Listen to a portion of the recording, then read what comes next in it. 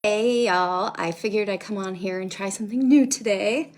I am in the midst of making a bone broth with my leftover ham from Easter. So I thought this was a great opportunity to hop on and tell you all about how I like to add herbs to my soups. This soup is a new soup I'm trying. I haven't tried it before. I found a recipe on Pinstagram and I'm kind of just like tweaking it. Like the recipe called for canned chicken broth. So I'm like, yeah, we have this ham bone, might as well use it. So I'm gonna make some ham bone broth. So here in the pot, I've already started. I've got the ham bone. I've got some turmeric in there, some ginger. Over here, I've got some dandelion root. Over there, I've got some burdock root. I started to cut up some carrots as well.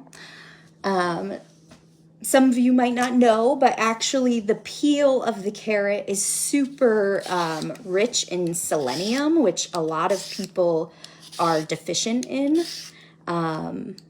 It actually is bioaccumulated in the peel of the carrot. And it can actually be a problem in carrots because sometimes they can, like I said, naturally bioaccumulate selenium in really selenium rich soils. So if you grow carrots in a super high selenium rich soil area, it's better to not use the peel. However, most of us that are deficient in selenium can use these peels, and that is what I use to make my bone broth with. Saves me money. I don't have to use a whole carrot.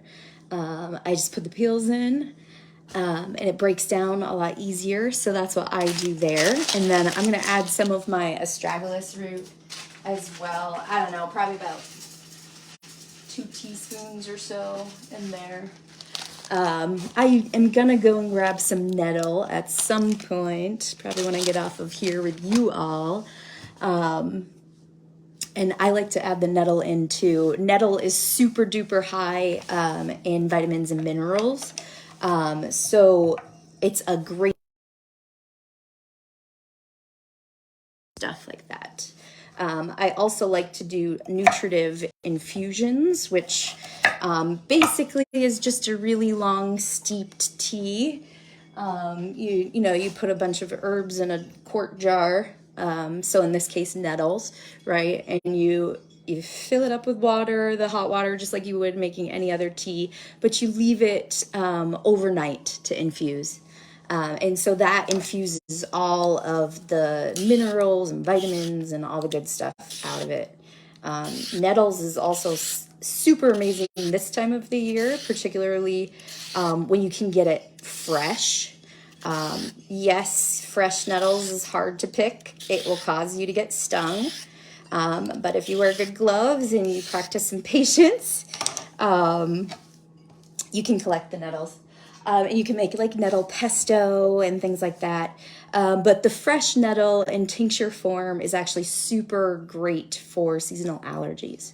So that one I like to use quite a bit this time of the year, rather. So yeah, anyways, I'm just peeling away some carrots. I'm putting the peels and the ends in the pot. I'll be cutting up the ends of the celery, putting it in there. I've got some kale that I will take all the green part off and put the ribs in as well. So I'm getting all the nutrients out of there. I've got some sage, rosemary, and thyme I'll add in there as well. Bay leaves, garlic, onions, all the good stuff. But I just figured I'd hop on here super quick to just show you what I like to do with my bone broths. This one, in this case, is ham, just because that's what I had on hand, left over from Easter. But yeah, any bones work. You could even make it vegetarian if you're vegetarian or vegan. Just using vegetables and like just the ends of things. Say you're cutting up, celery to eat for the week and store in the fridge. Just the ends and the leafy part at the top. those can all get saved for stock. I like to keep a bag in whatever I have for bones. I put in the bag and put it in the freezer. Same with the veggie peels and ends and things. Just helps to save money, and it helps to not waste, like try to be more sustainable and keep things out of the loop, right? Or keep things back in the loop, I guess is what I'm trying to say. It's much better to reuse than just waste it. I mean, composting is great too, but that's like your last resort. Anyways, I hope that was useful for you all. And I like to experiment with all different types of herbs this time of the year. I love, like the herbs that I used, like dandelion root, super detoxifying, helps to clean up the liver, get that kick started.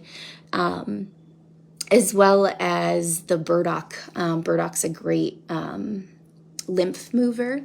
So it helps to drain the lymph system. I'm coming down with, or I have had this sickness for 6 days now. So yeah.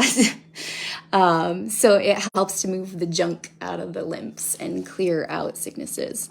And then the astragalus that I put in as well is just the same. It helps to boost the immune system, helps to